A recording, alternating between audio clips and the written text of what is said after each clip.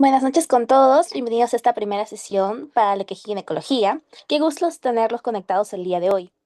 El día de hoy vamos a desarrollar el tema abordaje clínico de los trastornos del ciclo menstrual, que va a corresponder a nuestra sesión número uno. Para guiarnos en este aprendizaje, tenemos el agrado de contar con la ponente universitario Harrison Cabana, quien nos acompaña esta noche. Permítame contarles un poco sobre su trayectoria. Es estudiante de medicina humana del octavo ciclo y pertenece al quinto superior. Se desempeña como coordinador académico del CPA de SOCIEM de la Universidad Norbert Wiener. Asimismo, es coordinador de investigación del CEPAIS. Cuenta con capacitación certificada por la Universidad Nacional Mayor de San Marcos en disección anatómica, fisiopatología, semiología, primeros auxilios e inyectables. Además, es integrante de investigación en cardiología y rotante en el Servicio de Cardiología del Hospital Nacional Edgardo Rebarriati Martins. Harrison, es un verdadero placer tenerte con nosotros. El espacio es todo tuyo. Buenas noches, ¿qué tal? Muchas gracias, primeramente. Hay cualquier cosa, consulta o algo por el estilo, me pueden preguntar por chat o prender su audio sin problemas, chicos. A ver, voy a compartir mi pantalla.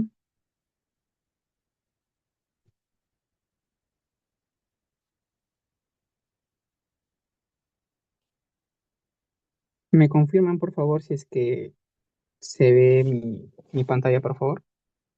Todo conforme. Listo, muchas gracias. Bueno, el día de hoy vamos a ver sobre el abordaje clínico de los trastornos del ciclo menstrual. Antes de nosotros poder empezar, tenemos que tener un abordaje clínico consistente en que podemos hablar de manera ordenada, en el que un paciente va a presentar cambio de la menstruación con el objetivo de nosotros poder identificar qué tipo de alteración tiene, cuál puede ser tal vez la causa, qué exámenes puede necesitar, hasta incluso tratamientos adecuados. Entonces, como yo siempre digo, siempre debemos primeramente identificar qué está alterado, porque evaluamos el ciclo menstrual, de que debemos preguntarnos cuatro cosas que igualmente más adelante lo vamos a ver con más profundidad, que son cuánto mi paciente va a menstruar, cuánto dura, cuánto sangra y si presenta tal vez otros síntomas. Porque acá nosotros hay un aspecto muy importante que nosotros vemos, la frecuencia. La frecuencia es muy importante porque cada cuántos días tal vez aparece la menstruación. O la regularidad, si los ciclos se mantienen intervalos o tal vez están similares. O la regularidad, si es que en sí suele pasar, ¿no? Entonces, la parte, perdón, de la duración es cuántos días permanece el sangrado. O la cantidad, si el sangrado es normal, puede ser abundante o puede ser escaso. Otro que también suele ser son los síntomas asociados. Si hay dolor, mareos, acné, el hirsutismo, secreción de mamaria, etcétera, etcétera. Entonces, es un aspecto básico que nosotros tenemos que entender para que nosotros poder entender el eje hipotalámico hipófisis gónadas femeninas. Entonces, cuando nosotros nos preguntamos, ¿qué es un eje? Harrison, ¿qué es un eje? Entonces, es un ciclo, yo les digo que es un ciclo menstrual que va a funcionar como si fuera un cadena de mando, porque yo lo tengo como memotecnia, la verdad, porque a veces aprenderse de memoria suele olvidarse. Yo lo entiendo como que el hipotálamo para mí es mi jefe, mi hipófisis es como que si fuera mi supervisor y el ovario va a ser como que ese trabajador que va a hacer que produzca esas hormonas. Entonces, el jefe, el que es el hipotálamo, me manda una señal que es llamada la GnRH. Entonces, y la hipófisis que va a tener que recibir orden de su superior. Entonces, y responde liberando esa hipófisis, que es el supervisor, libera hormonas que son FSH y de la LH, y estas llegan al ovario y le indican qué deben hacer. Entonces, ¿qué hace? Primeramente, el FSH es que es una hormona que va a ayudar a preparar y hacer crecer los folículos, donde está el óvulo. Entonces, tenemos varios folículos incluso. ¿Cuáles son los folículos? Tenemos el Graf, incluso, el de Graf. También tenemos el folículo antral. También tenemos el folículo secundario, primario, primordial, entre uno de esos folículos. Entonces, no te entiendo, Harrison. Entonces, supongamos si tenemos varios folículos pequeños compitiendo y la FH lo estimula y uno de ellos sí o sí termina convirtiéndose en el folículo más que todo dominante. Y este folículo va a empezar a producir lo que va a hacer principalmente este estrógeno, el primero.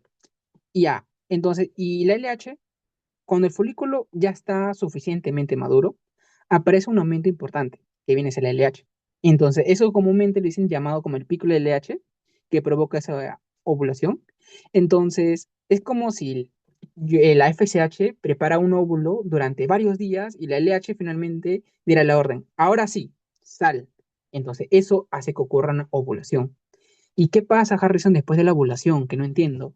O sea, después de que sale el óvulo, el folículo se queda o se transforma en un cuerpo lúteo y este más que todo empieza a producir principalmente lo que va a ser la progesterona. Entonces, la progesterona funciona como una hormona que va a preparar y mantiene el endometrio listo por si ocurre un embarazo, tal vez, ¿no? Es como preparar una habitación para recibir a un huésped, ¿no? La progesterona mantiene el endometrio cómodo, preparado para recibir ese embrión. Pero Harrison, pero ¿qué pasa si no hay embarazo? ¿Qué pasa? Si haces la conexión con la menstruación, si nosotros vemos, si no ocurre esa fecundación, el cuerpo lúteo va a desaparecer. Y si desaparece, va a disminuir la progesterona y incluso hasta los estrógenos van a disminuir. Entonces el endometrio pierde ese soporte y se desprende. Ahí es donde empieza ese desprendimiento, donde lo que nosotros como conocemos, incluso la menstruación. La menstruación no ocurre simplemente porque sale sangre o sino porque disminuyen principalmente en progesterona y en estrógenos. Entonces, acá es donde nosotros empezamos la pulsatividad del GnRH. Es la parte más importante porque la GnRH, esta GnRH, lo que va a hacer es liberar continuamente. Recuerdan que el hipotálamo, este hipotálamo es el jefe, ya, entonces ese jefe hace que libere pequeños pulsos. Es como que estamos tocando una puerta y va a estar como que toc, toc, si tocamos, esperamos, toc, toc. Así trabaja normalmente esta GnRH en manera continua, ¿no? En pequeños pulsos. Entonces, ¿y por qué? Porque la hipófisis necesita recibir GnRH. Entonces, de manera pulsátil, para que podamos continuar produciendo correctamente dos cosas. Es la FSH y la LH. Entonces, ahí tenemos grandes cosas. Agonistas y antagonistas. ¿Agonistas qué hacen? Acá ocurre en sí algo curioso, porque si nosotros administramos un agonista de GnRH continuamente, al principio estimula muchas hipófisis, pero durante los primeros días puede aumentar la FSH y el IH y esto se llama como un efecto Flare o incluso aparece el Flare up, algo así. Entonces, como la estimulación es permanente y ya es pulsátil, entonces los receptores se saturan y disminuyen entre una producción de LH y FSH. Entonces, es como yo me recuerdo de esta forma, porque justo un docente nos dio un ejemplo. Es como nosotros tocáramos un timbre de una casa sin parar. Tocamos, tocamos, tocamos. Y al comienzo alguien te va a responder, pero si lo mantienes presionado durante horas, finalmente dejan de responder, ¿sí o no? Entonces, eso es un antagonista de GnRH. Aquí vamos a ver el antagonista directamente que bloquea los antagonistas de GnRH. Este antagonista va a bloquear. ¿Y pero qué bloquea? Este receptor de GnRH, que el hipotálamo manda a la hipófisis, lo va a bloquear. Entonces, ¿y eso qué hace? Que disminuyan en el LH y FSH. Estos dos se van a disminuir.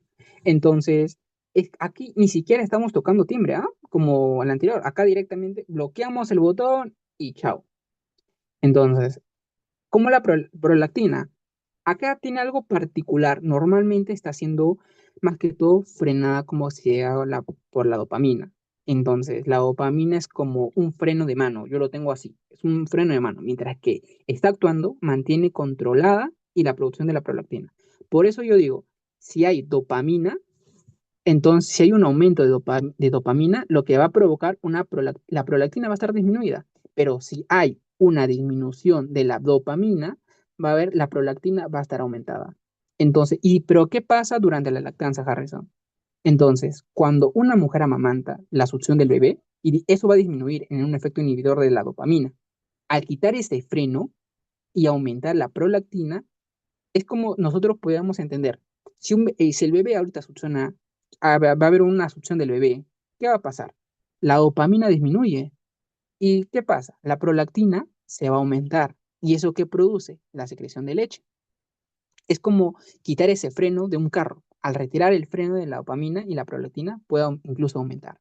Pero ¿por qué la prolactina es muy alta y puede producir la anovulación, que también justo es muy importante?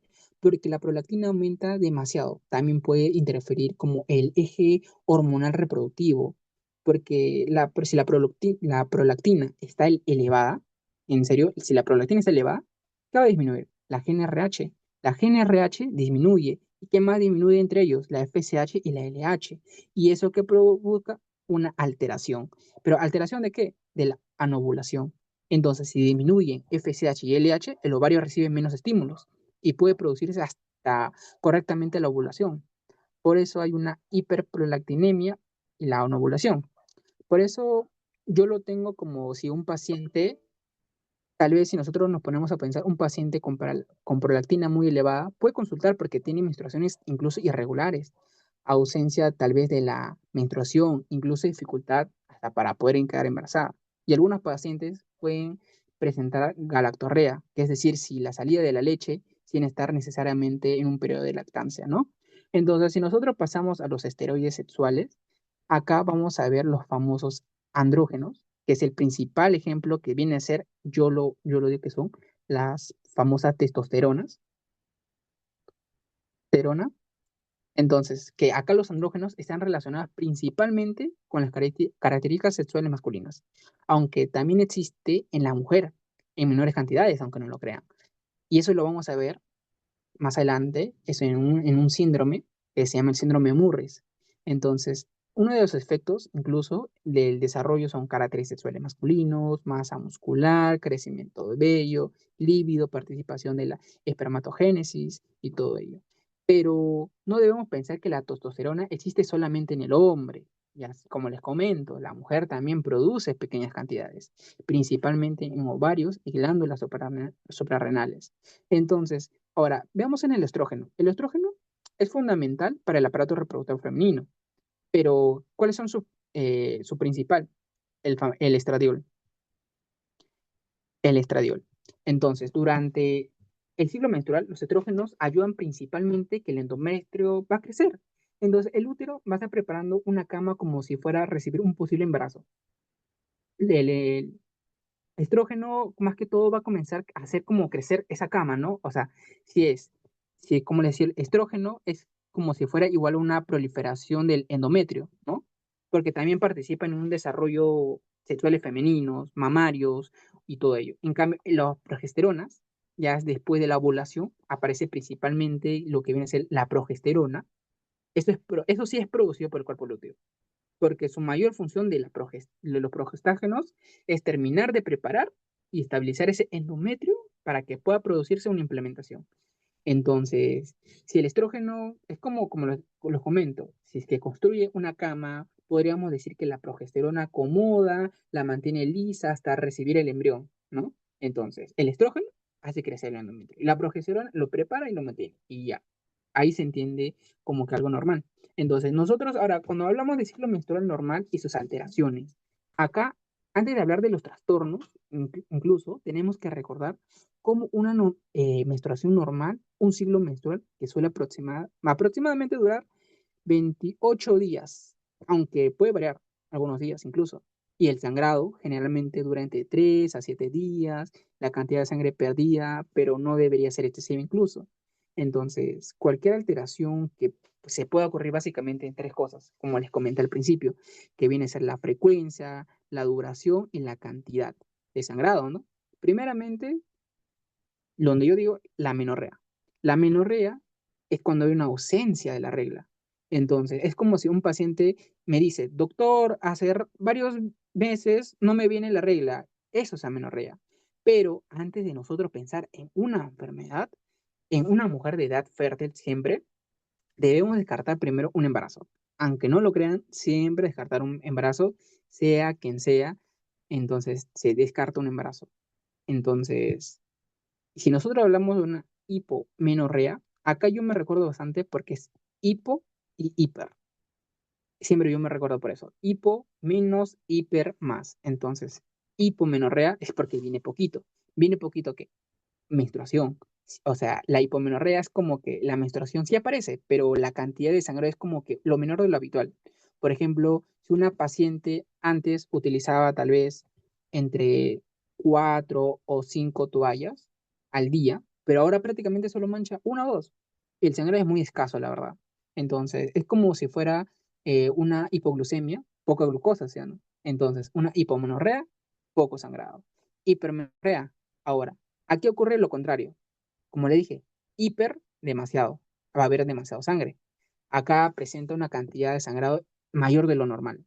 Porque si una paciente debe cambiarse una toalla sanitaria hasta cada hora, porque se le llena completamente, que elimina coágulos grandes, incluso tiene que levantarse varias veces durante la noche para cambiarse. Entonces, y cuando el sangrado es importante incluso, puede llevar a una anemia por pérdida de hierro incluso. Entonces, eso no olvidarse. Otro que también tenemos que son la menorragia, que no lo puse acá la menorragia, que es mucho, pero el momento esperado, o sea que la menorragia en su sangrado menstrual es excesivo o puede ser prolongado, pero ocurre durante los días de que le debería presentar su menstruación. En cambio, la metrorragia, acá el sangrado está fuera de la fecha. O sea, el paciente menstruó el día 1 al día 5 ya, pero luego al sangrar pero en 15 días vuelve a presentarse otra vez el sangrado. Y ese sangrado de menstruaciones sería como que una menorragia. En cambio, como les comento, menorragia, mucha sangre durante la regla, menorragia, sangre fuera de la regla. Entonces, ahora nosotros vemos una polimenorrea. La polimenorrea suele pasar cuando los ciclos son demasiado cortos, incluso. En tanto que les pongo un ejemplo que si una paciente menstrua hoy, nuevamente vuelve a menstruar aproximadamente 2 o 3 semanas después. Entonces, por eso, poli muchas veces, ¿no? Polimenorrea, igualmente, asociamos que son los ciclos más largos de lo habitual. Porque si una paciente puede decirme incluso, ¿sabes qué, Harrison? A veces me viene la menstruación cada 40 o 45 días, incluso 50 días. Entonces, tenemos que ver eso, ¿no?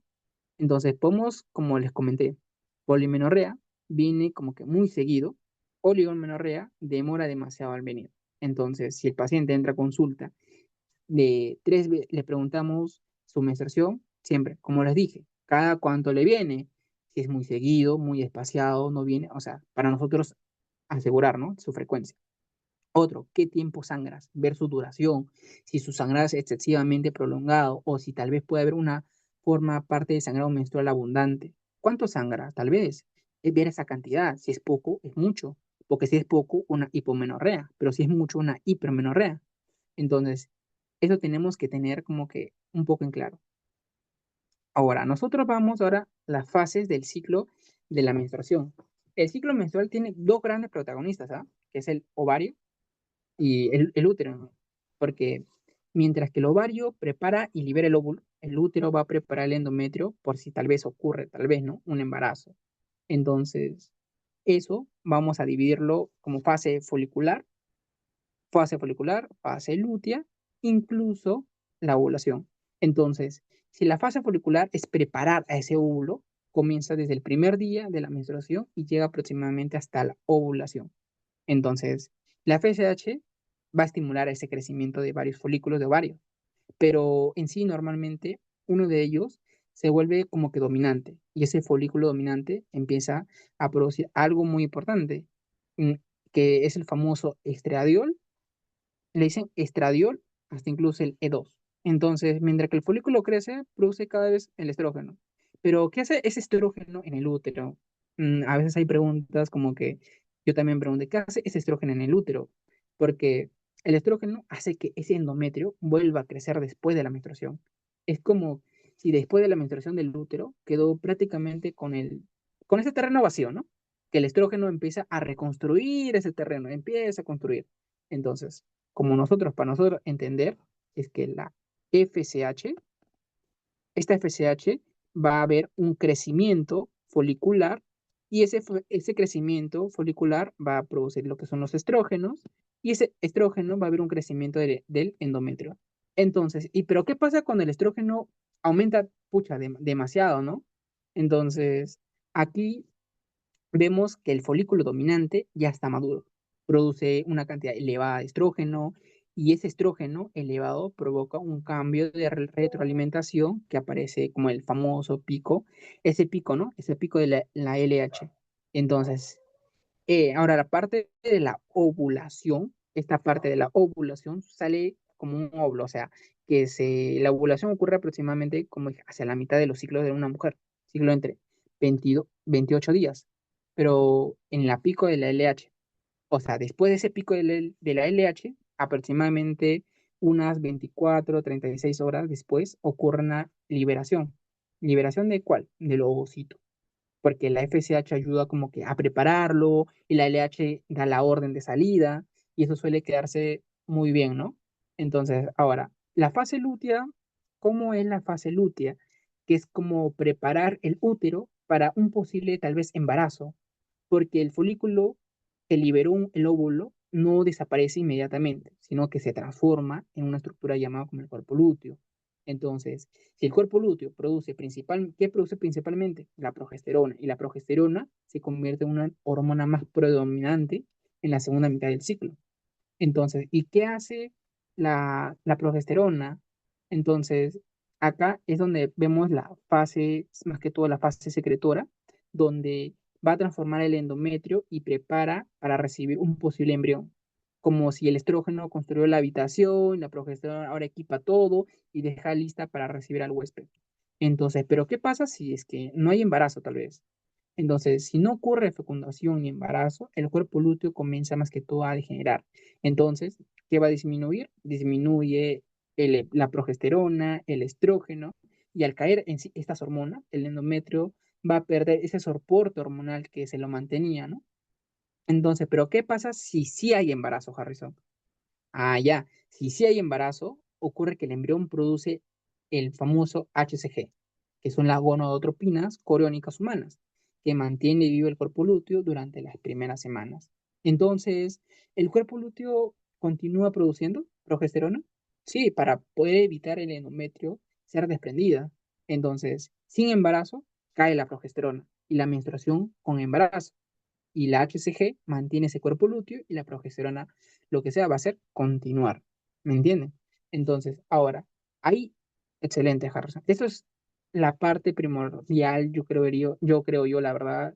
Entonces, empecemos por el tema ahora sí, que son las hemorragias uterinas anormales, que nosotros como primero tenemos que pensar, yo, si yo no supero el tema, diría que es una hemorragia uterina anormal, que ni sé la verdad. Entonces, en cualquier sangrado uterino que en sí se va a alterar en cantidad o duración, frecuencia, en todo, tienen que acordarse cantidad, duración, frecuencia. Entonces, la regularidad es como decir, un paciente puede desangrar demasiado, puede durar demasiados días, puede ser muy seguido tal vez, o de manera irregular, o entre menstruaciones. Pero, Harrison, ¿cómo buscamos la causa? Entonces, aquí es el famoso PANS Coins. PANS lo dice como por la palma, como que una memotecnia que yo incluso lo he visto en las academias. Entonces, que es el FIGO que va a dividir las causas en dos grandes grupos, causas estructurales y causas no estructurales. Entonces, el PALS, que son causas estructurales, puede usarse como la mano, ¿no? Como les comento. Entonces, la P, que es el pólipo, que es un crecimiento dentro del endometrio, que va a producir un sangrado irregular o entre menstruaciones. Pero las adenomiosis, que son tejido endometrial, que se va a introducir dentro del músculo uterino. Es como poder producir menstruaciones abundantes, dolor, útero aumentado. Ahora, lemioma. Acá son los miomas uterinos, sí, porque acá son especialmente los submucosos que pueden producir un sangrado muy abundante. Otro, la malignidad, que acá debemos descartar la hiperplasia endometrial, cáncer del endometrio. Ah, mira. Ahora, ¿y qué son COINS? Ah, causas no estructurales, pero no necesariamente encontramos en una lesión anatómica en lúteo, no encontramos así, ¿ah? Por ejemplo, los famosos coalopatías, problema de la coagulación, porque hay una enfermedad que es la von Willebrand, algo así, que eso es lo que si yo lo tengo, porque me recuerdo que una vez mi docente preguntó, y yo ni sabía, entonces, por eso lo tengo. Entonces, Es más que todo una coagulopatía más que todo hereditaria, que es más que todo que lo causa por un factor de adhesión plaquetaria, estabilización del factor incluso, o tal vez otro puede ser la disfunción ovulatoria, que esta también es muy importante que en el famoso síndrome ovario poliendocrino, entonces, que incluso lo vamos a ver más adelante, donde el paciente no ovula adecuadamente, entonces no produce progesterona de manera cíclica, entonces ese endometrio va a quedar como que expuesto a estrógenos, ¿no? Entonces, ahora, si nosotros vemos en la parte endometrial, endometrial, aquí vemos la ovulación que puede ser normal, pero existe también una alteración local. Pero, y ahora nosotros vemos los latrogénicos, el sangrado que es producido por, favorecido tal vez por un medicamento o tratamientos, pero ¿como cuál? Anticonceptivos, anticoagulantes tal vez, o diapositivos intrauterinos incluso, o los que son dependiendo también del contexto, ¿no? Otro que le dicen los no clasificados. Son causas que todavía no van a encajar en los grupos anteriores, ¿no? De todo esto. Entonces, ¿y cómo? Entonces, Entonces, PALS y COMS son como que PALS, o sea, PALS son como que lo que puedo encontrar anatómicamente.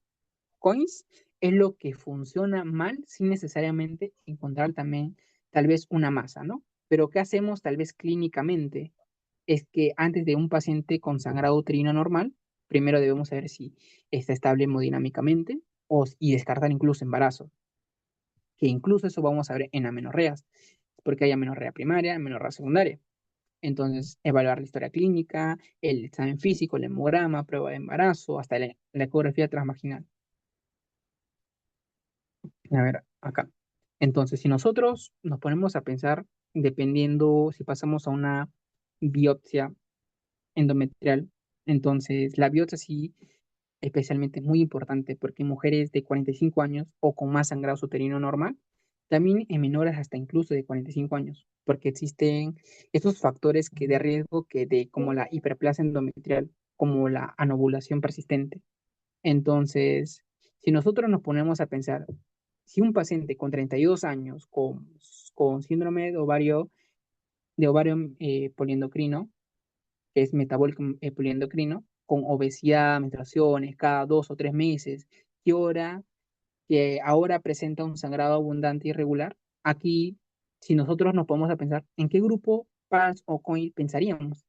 Tal vez en una disfunción ovulatoria, porque no ovula regularmente, no produce esa progesterona cíclica, y el endometrio crece de manera más que todo, como dice, ¿no? Desorganizada. Entonces, si nosotros acá bajamos ahora el COINS, que son más que todo las coagulopatías, el problema que está en la coagulación, como hemos hablado, la enfermedad de von Willebrand y la disfunción ovulatoria. Hay otro acá, justo, que no es como que lo puse nomás para que nomás sepan, porque cómo vamos a colocar incluso en las historias clínicas, porque en esta diapositiva vemos cómo colocamos un diagnóstico utilizando la clasificación como les comenté, PALS y COINS. Por ejemplo, si una paciente tiene adenomiosis, una leimioma y además una disfunción ovulatoria, podemos escribirlo como SUA ALO o tal vez como corresponde a la adenomiosis, ¿no? Porque son como que para escribirlo solamente en las historias clínicas, pero como que importante para saberlo como definición, no. Entonces, acá sí es importante el esquema, porque primero tenemos en este esquema confirmar en dónde nosotros viene el sangrado, si es que viene una hemorragia uterina normal. Porque si una paciente consulta por sangrado, y lo primero es confirmar si es que realmente sea sangrado uterino, porque a veces hay pacientes que tal vez van a referirte que tienen sangrado vaginal, entre comillas, ¿no? Pero en realidad puede ser venir de otro sitio. Si el sangrado es escaso o solo mancha la ropa interior, debemos considerar otras fuentes como tal vez urinaria, uretral, vesical, anorrectal, puede ser, o no. Entonces, si nosotros asumimos que todo es sangrado ginecológico, tenemos que buscar ese origen. Entonces, vemos el sangrado, si parece uterino, entonces el sangrado, y si es el sangrado abundante, o si hay coágulos, llegar mancha de tampones o toalla, entonces pensamos en la siguiente pregunta, ¿no? Que viene a ser, ¿la paciente tal vez estará embarazada? Entonces, toda mujer en edad fértil con sangrado uterino debemos descartar embarazo. Entonces, para ello usamos la prueba rápida, ¿no? El embarazo de orina, el VHSG en sangre, ecografía según el contexto. Entonces, no podemos clasificar inmediatamente ese sangrado como PANS, COINS, sin antes descartar una causa relacionada con el embarazo. Pero, Harrison, pero si sí está embarazada, pero si tú me dices que sí está embarazada, cambia la cosa, porque puede haber amenazas de aborto, porque la paciente presenta sangrado, pero el embarazo todavía puede continuar. Ah, o tal vez un aborto en curso o inminente, porque el sangrado sí puede acompañarse de dolor, hasta cambios cervicales, o a un aborto frustrado que dejó ser viable, pero todavía no ha sido es expulsado, ¿no? O el famoso embarazo ectópico. El embarazo ectópico si se encuentra fuera de la cavidad uterina, habitualmente en la trompa, ¿eh? Y el embarazo ectópico especialmente es importante porque puede convertirse en una de las emergencias que si se rompe y produce una hemorragia interna, uff, entonces eso es producida más que todo si es que ven sangrado más el embarazo sale positivo más un dolor pélvico, entonces siempre vas a pensar y vas a descartar algo ectópico. Y si no está embarazada, una mujer puede ser tal vez premenopáusica o posmenopáusica, porque la edad en un estado que te puedo decir, que cambian muchas las cosas que debemos buscar, la verdad, porque una mujer premenopáusica es una mujer que todavía se encuentra en etapa reproductiva y debemos evaluar varios puntos, como preguntarnos de que tal vez cada cuánto sangra. ¿Cuántos días dura? ¿Es abundante? ¿Es regular o irregular? ¿Sangra entre menstruaciones? Porque esto sí nos va a permitir a nosotros, si se trata de un sangrado abundante, irregular o intermenstrual, es que buscar esas causas endocrinas. Porque puede ser un síndrome ovario poliquístico, alteración tiroideas, hiperprolactinemia o trastornos hipotalámicos. Y si mi paciente no ovula correctamente, no va a producir progesterona de manera cíclica, ¿no? Y eso va a producir un sangrado irregulares. Pero una de las cosas que también puede ser producida, medicamentos. También debemos preguntar qué medicamento está utilizando, porque algunos pueden provocar o favorecer un sangrado, pucha, como por ejemplo anticoagulantes, anticonceptivos hormonales, algunos tratamientos hormonales. Y si es un sangrado, quiero saber si es un sangrado tal vez agudo o es crónico. Ah, si es agudo o crónico. Si es agudo, es un episodio de que un sangrado suficientemente, pucha, intenso, que, que si nosotros lo evaluamos, vamos a ver signos vitales, vamos a ver la palidez de la paciente, esa taquicardia, esa hipotensión, esa estabilidad hemodinámica, presencia de mareos, y si está inestable, ¿no? Entonces, y la prioridad es estabilizar a nuestro paciente, pero si es un paciente crónico, que ese patrón es muy anormal, porque se viene presentando durante varios meses. Aquí ya se puede con mayor tranquilidad causarlo utilizando como el PAN y el COINS, porque es crónico, bueno, con más tranquilidad, pero si es agudo, uy, preocúpense. Pero ¿qué pasa si la mujer ya está en postmenopáusica? Aquí todo sangrado después de la menopausa debe estudiarse porque una mujer que ya lleva aproximadamente 2 meses sin menstruar y vuelve a sangrar, ya no debe considerarlo como una regla normal en sí. Y eso tienen que tenerlo en claro, porque son causas como la atrofia endometrial, los pólipos, hiperplasia endometrial, cáncer endometrial. ¿Y por qué? Ahora nosotros vamos en la biopsia, porque no todos los pacientes van directamente a la biopsia como primer paso, como frecuencia como la ecografía, nosotros con frecuencia es como la ecografía transvaginal, para medir ese grosor endometrial y dependiendo de los resultados y los factores de riesgo incluso, ahí vamos a recién indicar una biopsia endometrial. ¿Y por qué el sangrado menopáusica va a preocupar? Porque puede ser la primera manifestación de hiperplasia endometrial, hasta incluso un cáncer endometrio. Pero esto no significa que todas las mujeres con sangrado posmenopáusico tengan cáncer, ¿no? De hecho, hay causas benignas como que son las atrofias que son frecuentes, pero el cáncer debe ser descartado. O sea, una posmenopausia el sangrado es un signo de alarma nada más hasta demostrar una causa más que todo benigna o lo contrario, ¿no? Entonces, acá una de las cosas muy importantes es de las trastornos de menstruación, los famosos amenorrea primaria y secundaria. Entonces, ¿y cómo yo descarto una amenorrea primaria y una amenorrea secundaria? Es cuando, primeramente, cuando un paciente no menstrua, lo primero que debemos preguntarnos es, ¿nunca menstruó? ¿O antes tal vez menstruaba? ¿O tal vez dejó de hacerlo, ¿no? Entonces, pucha, yo pienso una menorrea primaria. Entonces, recuérdense del nunca. Una menorrea primaria nunca presentó una menstruación, nunca. Pero una menorrea secundaria ya presentó anteriormente una menstruación, pero dejó de hacerlo. Es como que, por ejemplo, es como una paciente de 30 años, tuvo su menstruación normal, pero ya no menstrua como 5 o 6 meses. Entonces es una menorrea secundaria. En cambio, una menorrea primaria es que nunca ha menstruado. Comúnmente entre los 13, 15 años, cuando las niñas ya pasan a partir de su pubertad, ¿no? Entonces, la menorrea primaria, primero miro siempre el desarrollo mamario, que yo lo uso, que viene a ser el síndrome de Turner. Entonces, en un adolescente con amenorrea primaria, las primeras cosas que siempre debemos evaluar es si tiene o no un desarrollo de caracteres sexuales secundarios, especialmente si el desarrollo es en la mama, pues, porque utilizando esta escala de Turner, esta que la que ven, podemos utilizar los estadios que nos permiten valorar si hay desarrollo mamario, hubo una acción de estrógeno, o si tal vez no hay desarrollo mamario, porque probablemente existe una producción de estrógeno, ¿no?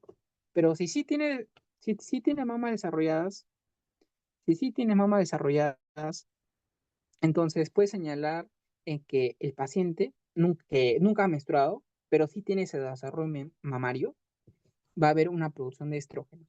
Entonces, nosotros nos preguntamos, pero pucha, si mi paciente no me, o sea, no, nunca menstruó, yo puedo pensar, ¿no? Mi paciente tiene útero. Ah, ahí entra la ecografía. Y justo vamos a verlo en el siguiente PPT con más abordaje. Entonces, solicitamos y si no encontramos útero, unas cosas sí encontramos o no encontramos, porque hay un síndrome que es el síndrome Mayer de Rokitansky, que el paciente tiene ovarios funcionales que son producidas por estrógenos, que se desarrollan normalmente por las mamas, pero sí o sí hay una ausencia de incompleto del útero, de la parte superior que va a ser de la vagina. Por ejemplo, puede ser que las mamas, incluso que las mamas estén normal, no hay problema. A ver, si la mama está normal, pero puede ser que también que haya más una ausencia de la menstruación hasta el útero que está ausente. Y si tenemos esas tres, entonces, ¿qué pensamos? En en un Rokitansky, que es un diagnóstico incluso diferencial, ¿no? Entonces, también tenemos que tener en cuenta el síndrome de insensibilidad completa de andrógenos. Por eso, a veces no es como que, pucha, Harrison, es igual ausencia de útero y Rokitansky, siempre no. Entonces, por eso les comento. Entonces, para ustedes me entiendan con una manera más didáctica, creo yo, ahorita que vamos a pasar esta menorrea primaria y secundaria que tengo un esquema más didáctica, creo yo, para que se pueda entender. Entonces, antes de nosotros pasar, ya sabemos qué es una menorrea primaria y qué es una menorrea secundaria. Pasemos que son primeramente, antes de pasar y englosarnos con tantas cosas, pensemos en las causas. Que en el primer compartimiento es que el problema está en la anatomía del útero, o es el canal de salidas en sí, porque no necesariamente en las hormonas, porque en una menorrea primaria, si nunca menstruó, pensamos principalmente en alteraciones congénitas, en síndrome de Rokitansky o tal vez un himen perforado. Porque si es Rokitansky, bueno, mi paciente no tiene ovarios funcionales, desarrollo mamario, puede estar normal, pero el útero está ausente o poco desarrollado tal vez, o un himen perforado. Si produce menstruación, pero la sangre no puede salir. Entonces, vemos una menorrea tal vez secundaria. Si antes menstruaba y luego dejó de hacerlo, una causa más clásica es el síndrome de Hashman.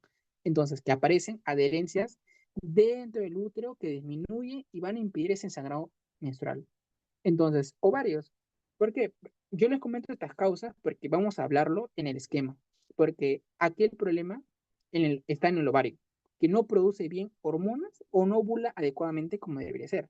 Pero si es primaria, ya, una menorrea primaria. Pensamos causas del síndrome, el famoso síndrome de Turner, que viene a ser o tal vez una disginesia gonodal, donde el ovario no se va a desarrollar y por eso van a faltar como que esos estrógenos, ¿no? Entonces, si es secundaria, una menorrea secundaria, causas frecuentes que son síndrome ovario poliquístico, bueno, síndrome de ovario metabólico poliendocrino, hasta ahora aún no se me olvida, síndrome ovario poliquístico, y lo digo. Entonces, si falla el ovario, bajan los estrógenos y si se altera la menstruación. Otro, lo famoso es la hipófisis. Si falla, acá, la hipófisis, aquí el problema está en la hipófisis, especialmente cuando aumenta la prolactina.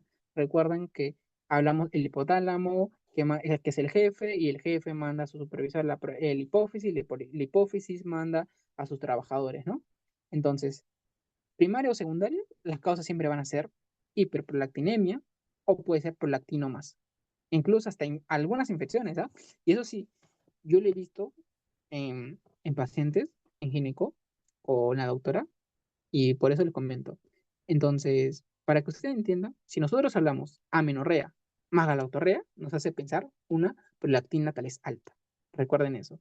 Entonces, ahora, si vamos en el sistema nervioso central, pucha, acá el problema pucha, es el hipotálamo y el sistema nervioso central porque no manda bien la señal al eje hormonal. Si es primaria, yo pienso un síndrome de calma o Morsier, pero si es secundaria, puede ocurrir una anorexia, sí, o un estrés o alteraciones funcionales del eje hipotálamo-hipófisis. O sea, si el cerebro no manda la señal, el ovario no ovula y no hay menstruación, ¿me entienden? Entonces, acá ahora sí abarcamos lo importante para nosotros poder entender qué es una menorrea primaria. Es que, primero, si yo veo una menorrea primaria, yo tengo que evaluar lo primero, mi historia clínica y mi examen clínico completo. Estas dos cosas, saber la edad, el desarrollo de la pubertad, ese crecimiento, si es que tal vez antecedentes familiares, si es que tal vez su mamá también pasó por eso o no. Aparte de decirle, señora, ¿usted cuándo menstruó? Preguntarle a la mamá, ¿no? Si toma tal vez algún medicamento o si tal vez tiene enfermedades crónicas o tal vez hace ejercicio. Pero hay algunas niñas incluso que tienen hasta 15 que hacen ejercicio, pero bien excesivo, bien, o tal vez baja de peso, o presencia de dolor pélvico, tal vez, ¿no? Debemos observar si es que existen, tal vez. Nosotros pensar si existen caracteres sexuales secundarios y presentes, ¿no? Si es que mi niña va a tener, esa niña va a tener caracteres sexuales secundarios presentes, ¿sí o no? Bueno, si yo veo, si no tiene ese desarrollo mamario, significa que probablemente hay poca producción de estrógenos. Entonces podemos tal vez pedir FSH y LH. Entonces, estas hormonas nos ayudan a saber si el problema está tal vez en el ovario o está más arriba. Pero, ¿qué pasa? Pero, ¿quién produce? Una de las preguntas que incluso cuando no hay, cuando en LH y FSH. Este LH y FSH, ¿quién lo secreta? La hipófisis. Entonces, es que hay menos LH y FSH. Entonces, vamos a dosar LH y FSH. Van a estar bajas o están bajas. La hipófisis no está enviando suficiente estímulo al ovario. Entonces, eso se le dice como un hipogonadismo hipogonadotrófico. El problema puede estar en el hipotálamo, en el hipófisis, o puede haber un síndrome de Kallmann, bajo de peso severo, ejercicio excesivo, intenso y todo ello. Porque, por ejemplo, el ovario podría funcionar, pero no está recibiendo la orden, ¿no? Y la FSH y el LH tal vez pueden estar incluso hasta elevadas, pero si están elevadas, es que la hipófisis están enviando muchas, pero demasiado que el ovario no responde. Entonces, eso es un hipogonadismo hipergonadotrófico. Recuerden, hipo, poco, hipo, poco, hiper, mucho, ¿no? Entonces, aquí debemos pensar principalmente un problema ovárico. Entonces, por ejemplo, pedirle al paciente un cariotipo.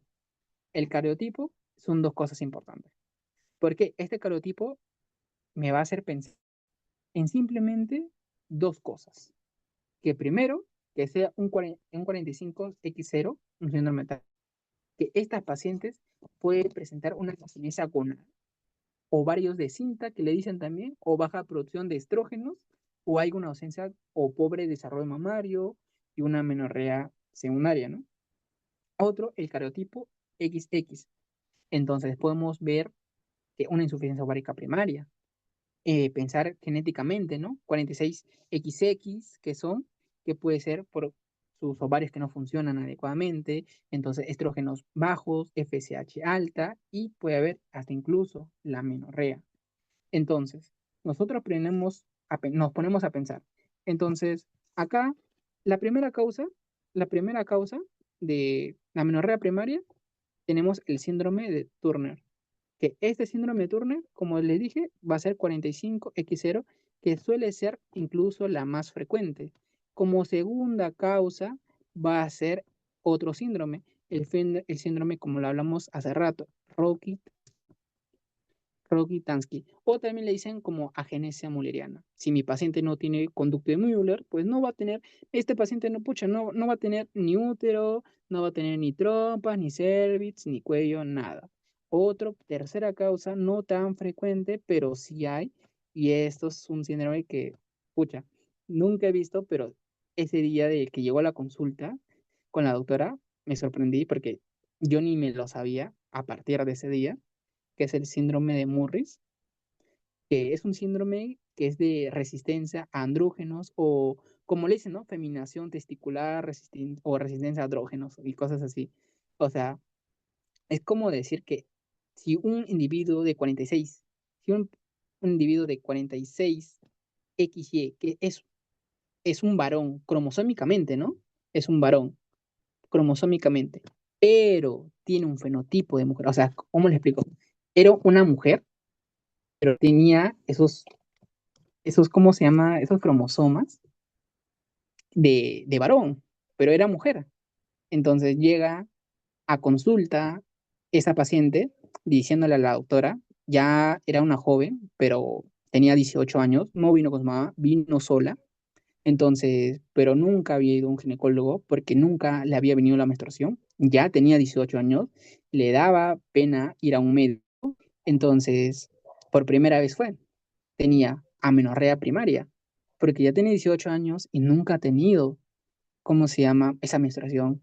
Otro, pero vimos, la doctora le evaluó desarrollo mamario con el síndrome, con el Turner, ver qué evaluación, como lo hemos visto, estos estadios de Turner, pero estaba normal. La chica estaba normal. Pareciera, y wow, o sea, por la, ¿cómo vamos a pensar? Que ahorita les voy a contar del por qué, si tiene desarrollo mamario normal, pero sí, la doctora le evaluó que tenía un vello púbico ausente.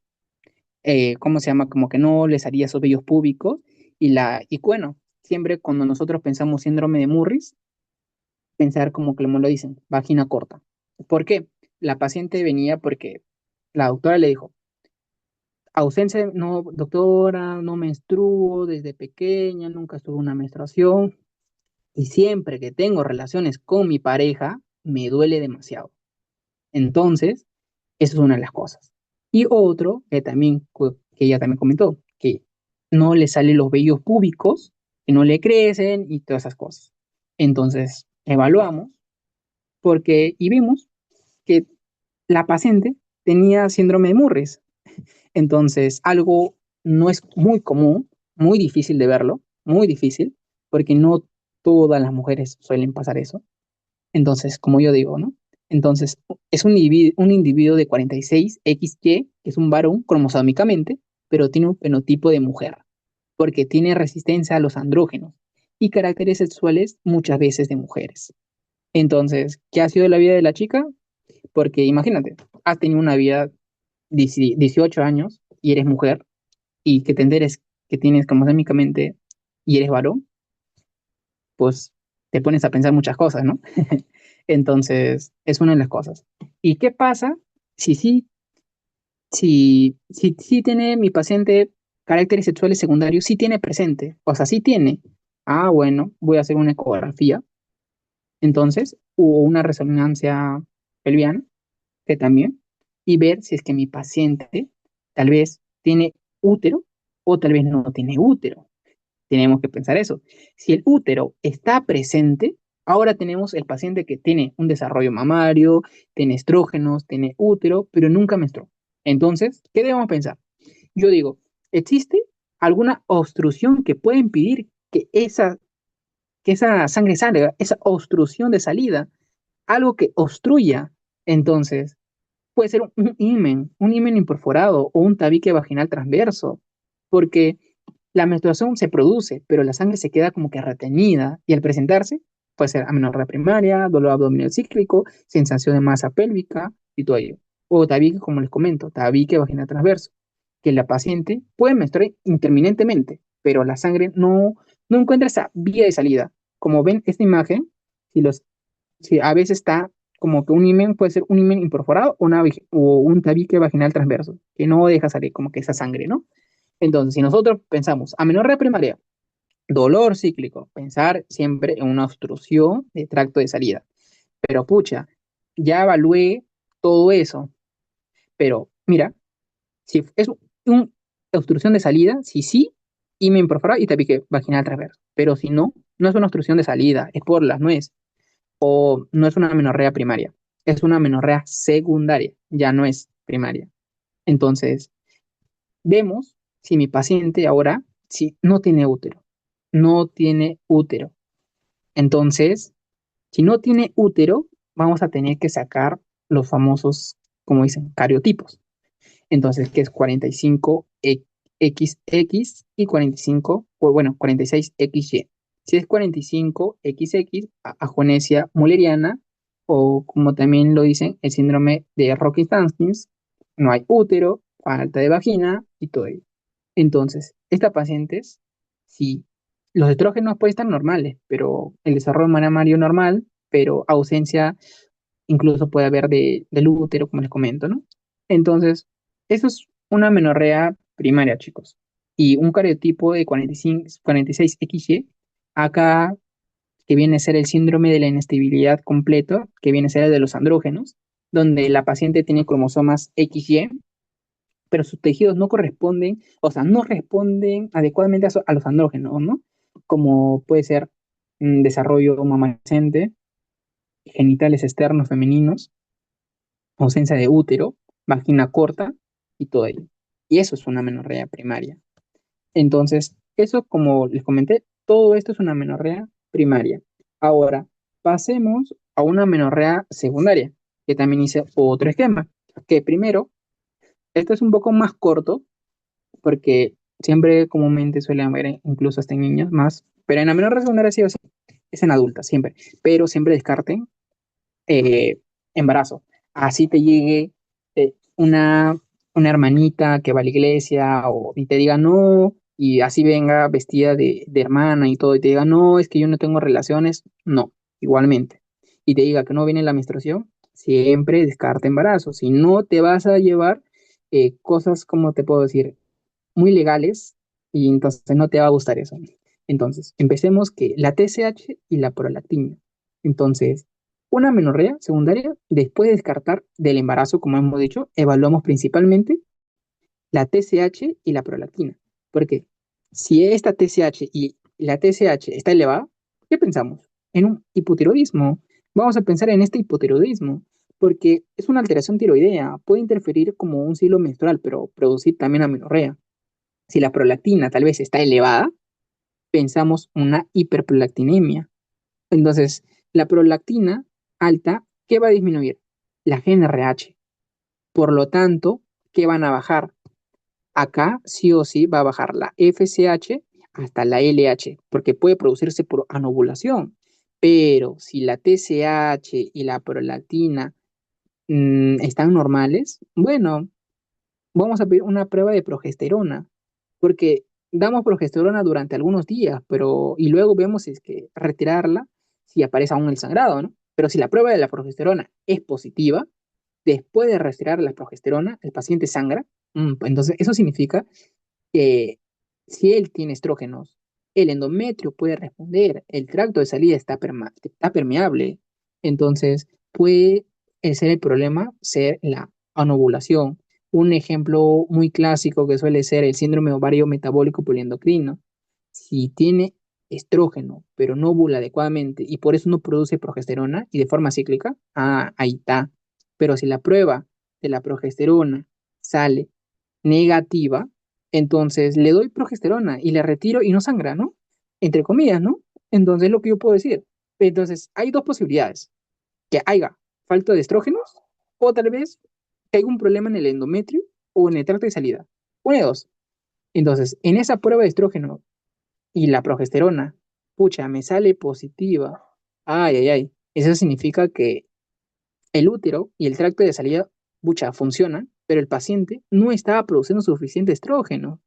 Entonces, ahí es donde existe los famosos, el famoso fallo de estrogénesis. Y ahora necesitamos descubrir el por qué, ¿no? Porque para eso medir esta FSH y LH. Entonces, si la FSH y la LH están elevadas, ya, la hipófisis está enviando mucha señal, pero el ovario no responde. Entonces pensamos en una falla ovárica o tal vez una insuficiencia ovárica primaria. Entonces, si la FSH, nosotros vemos, entonces, si la FSH está alta, entonces ¿qué va a haber? Una falla ovárica. Entonces, pensamos en eso, ¿no? O hasta podemos pensar una amenorrea hipotalámica, ¿no? Por ejemplo, estrés intenso, pérdida importante de peso, anorexia, ejercicio excesivo. Sí, pero si mi FSH estaría baja, ya el problema ya viene de arriba, ¿no? Ya cambia las cosas. Pero si mi FSH y LH están normales, estas dos están normales, ya, dependiendo del contexto siempre, ¿no? Porque por eso, como puede ser como que el TAC o el estudio CIA, más que todo yo lo digo, el estudio de la CIA turca, porque actualmente es preferirse, como dicen, ¿no? Una resonancia magnética de hipófisis, pero que eh, más que todo hay una indicación clínica. Entonces, si nosotros vemos entre el estrógeno más la progesterona, me va a salir como que negativo. Entonces, ahí sí damos ambas hormonas aún así. Pero mi paciente, pucha, Harrison, no sangra. Ok, no sangra. Entonces ya no pensamos principalmente una deficiencia hormonal, sino un problema de útero o tal vez de canal de salida. ¿Se recuerdan las causas del compartimiento? El, por ejemplo, el famoso síndrome de Hasherman, que incluso lo hemos visto en las causas. Entonces, miren, en este canal, síndrome de Hasherman, entonces es una de las cosas. Entonces, es muy fácil recordar como que con estas, a ver, acá les comento, a ver, acá. Por ejemplo, si mi paciente va a sangrar y tiene estrógenos,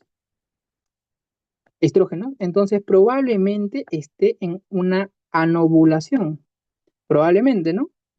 Pero si esto fuera más que todo, progesterona positiva. Pero si fuera una progesterona, más que todo Harrison, negativa, mi paciente no sangra entonces, pero le va a faltar lo que son estrógeno, o tal vez hay un problema anatómico, o hay un problema anatómico. Entonces, si es estrógeno más progesterona y mi paciente sangra, faltan ambos estrógenos. Pero si mi paciente no sangra, una es que sangra y otra es la que tal vez no sangra el paciente, ¿no? Disculpe por la letra porque estoy haciendo un poco más rápido para no extendernos mucho. Entonces, si sangra, falta de estrógenos. Pero si no sangra, el problema del útero, o puede ser un problema del útero, o tal vez el tracto de salida, algo, pero está fallando algo. Entonces, y tenemos que buscar siempre, como digo, las causas, saber siempre el porqué, tanto de la menorrea primaria, tanto de la menorrea secundaria, que estas suelen ser muy frecuentes, más que todo la más frecuente, creo yo, la menorrea primaria. Secundaria sí he visto, pero más he visto en niñas, ¿ah? Pero ahora, empecemos con el siguiente tema. Bueno, ya vamos a acabar. Eh, en el síndrome ovárico poliendocrino, metabólico poliendocrino, es más que todo no deberse hacer, es entender que solamente con un problema del ovario, o sea, es un trastorno en el que interactúa más que todo las alteraciones metabólicas endocrinas y tanto reproductivas en su desarrollo que intervienen varios factores. ¿Y cuáles son? ¿Cuál puede ser esos factores? Puede ser la genética, puede ser la obesidad, especialmente la adiposidad visceral, sedentarismo, resistencia a la insulina, alteración de la producción de andrógenos. Ah, ya. Pero si es una resistencia a la insulina, Harrison, entonces, ¿cómo puede ser una resistencia a la insulina? Ah, uno de los medicamentos más importantes de la resistencia a la insulina, entonces, es que los tejidos no responden adecuadamente a la insulina, por lo que el páncreas intenta como que compensarlo produciendo todavía más. Entonces, si tenemos una resistencia a la insulina, va a haber hiper, una hiperinsulinemia. Entonces, ¿y qué hace esa insulina elevada? Entonces, ¿qué hace esa insulina elevada? Entonces, como la cata. ¿Y qué hace esa insulina elevada? Favorece que el ovario va a producir más andrógenos y además que se disminuyan el EACHBG en el hígado. Y la C, a ver, perdón, esta CHCBG, esta que va a disminuir, entonces normalmente transporta hormonas sexuales, ¿ah?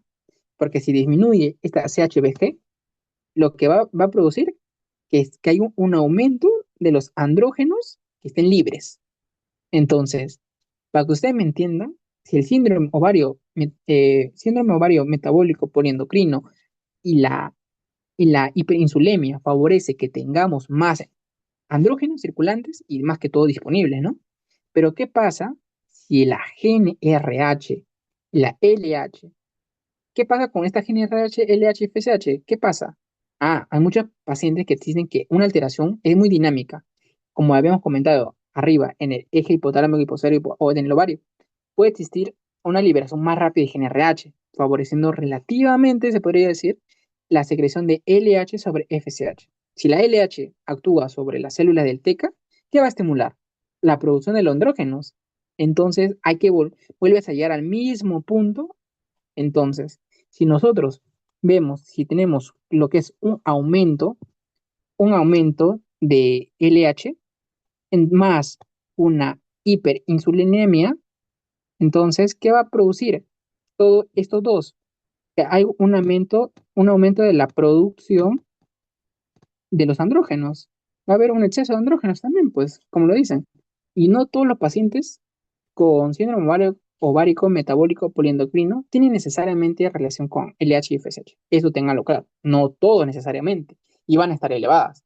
Por lo que eso no se utiliza solo para hacer un diagnóstico, ¿no? Porque no siempre es como que siempre. En cambio, el exceso de andrógenos aquí finalmente, estas alteraciones metabólicas hormonales se convergen en un aumento de andrógenos. ¿A qué me refiero?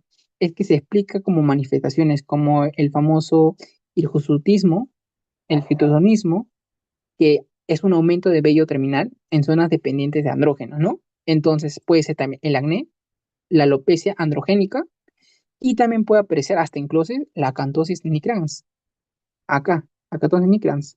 Entonces, recuerda, no solamente también puede dar en la diabetes, ¿sí o no? Entonces, ¿y qué pasa en el ovario? ¿Qué pasa en el ovario si nos hacemos esa pregunta? Porque hasta aquí vimos la parte metabólica y endocrina, y ahora vamos a ver cómo termina afectando el ovario y la menstruación. Si el exceso de andrógenos, ¿no? Porque van a interferir con el desarrollo normal de los folículos. Recuerdan que hay folículos que hemos visto, los folículos de Graf, folículos de antral, secundario, primario y primordial. Entonces, va bajando así.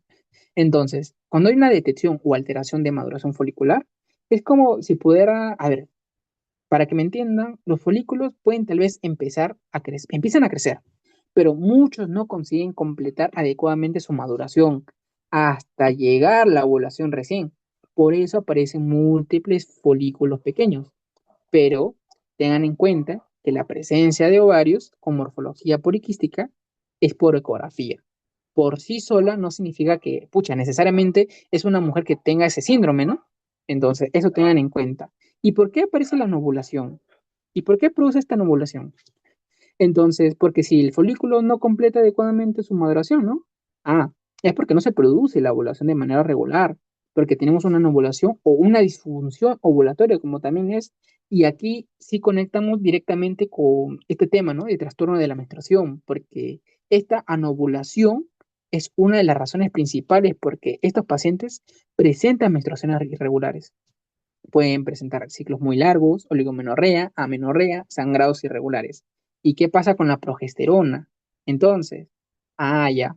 Entonces, aquí uno de los conceptos más importantes que yo creo yo es que qué estructura puede tal vez aparecer después de esa ovulación normal, ¿no? Cuerpo lúteo. Pero, ¿y qué produce principalmente? Progesterona. Entonces, si el paciente no ovula, no se forma adecuadamente el cuerpo lúteo y por lo tanto no tenemos una adecuada producción cíclica de progesterona. Entonces, si nosotros nos ponemos a pensar, bueno, mi paciente no tiene una ovulación, entonces no va a haber, no hay cuerpo lúteo, no hay cuerpo lúteo, ¿no? Entonces, ¿y esto qué me va a provocar? Que haya una disminución de la progesterona. Hay una disminución de la progesterona.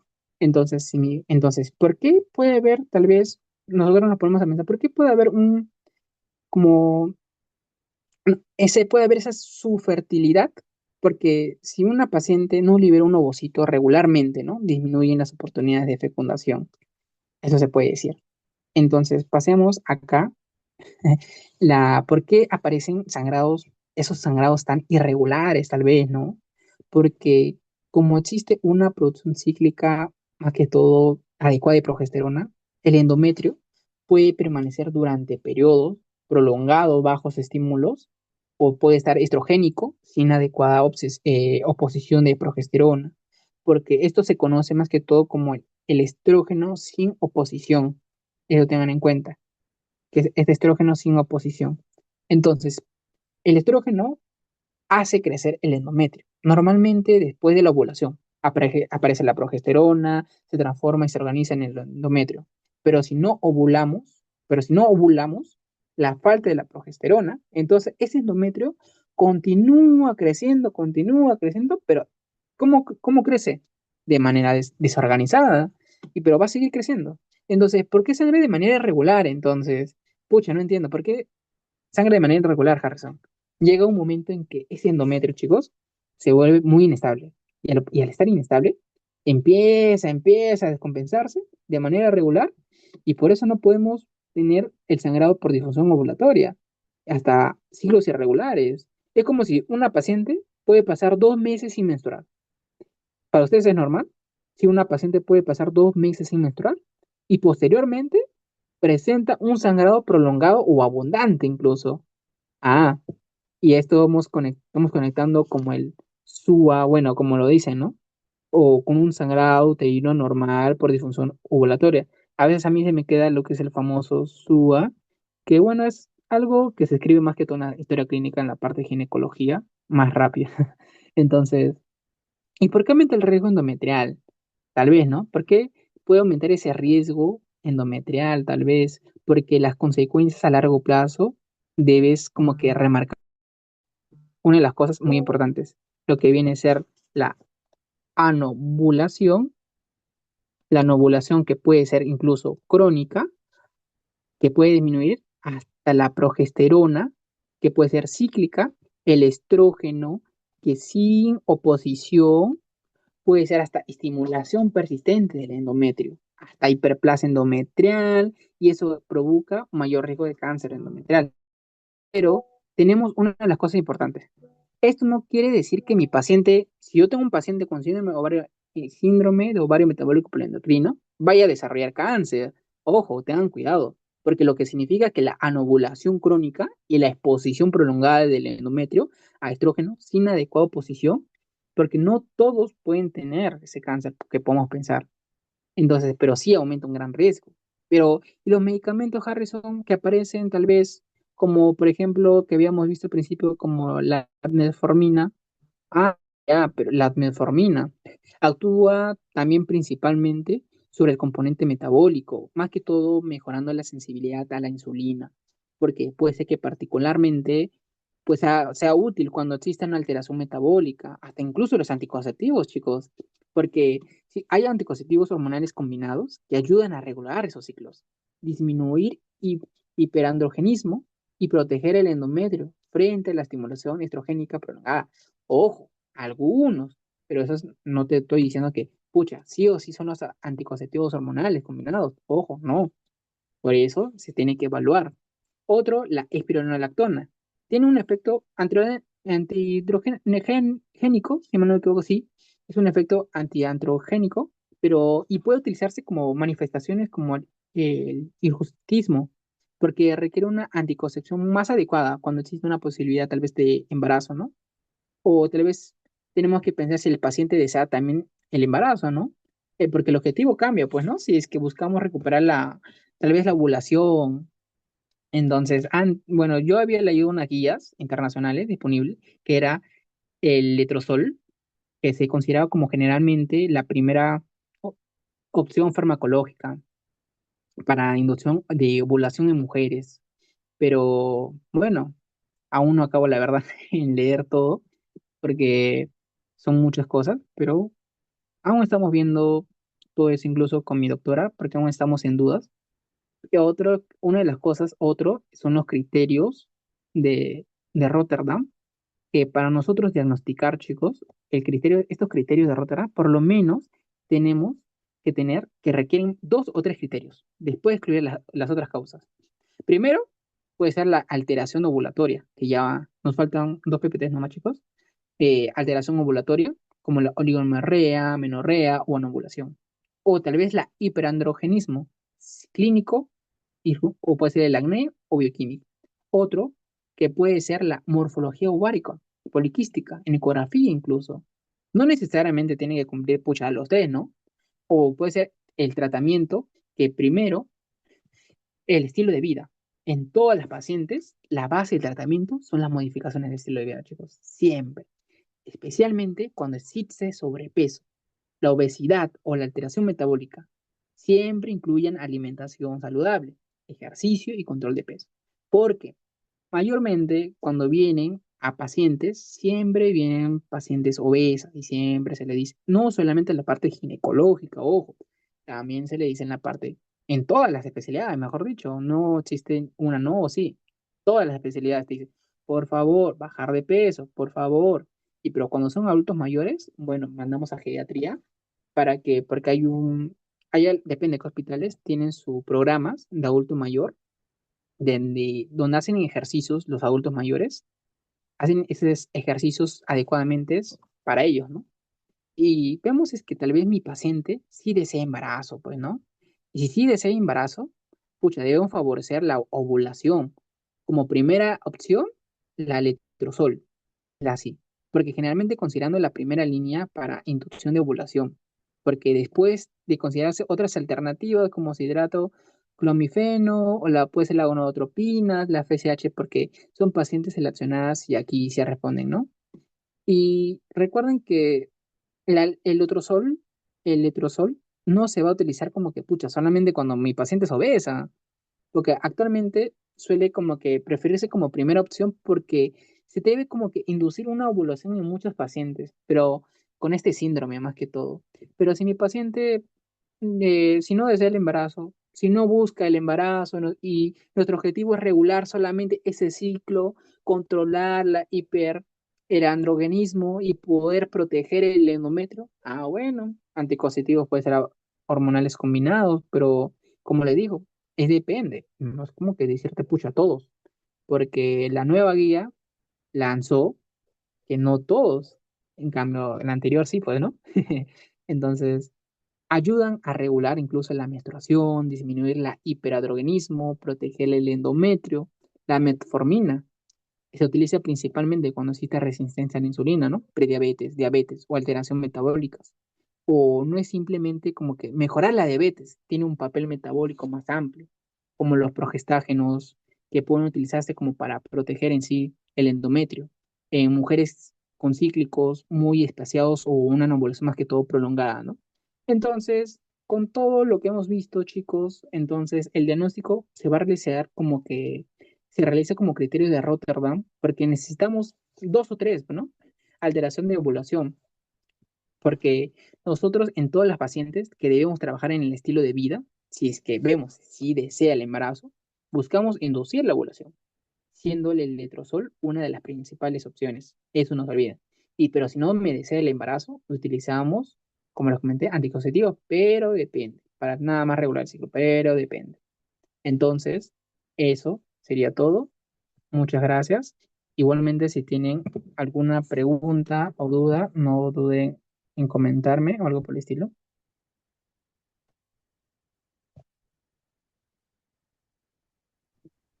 Bueno, con esto estaríamos llegando a la parte final de la ponencia del día de hoy. Abrimos un breve espacio de preguntas. Si alguien tiene alguna duda, consulta que quiera hacerle llegar al ponente, puede encender su micrófono.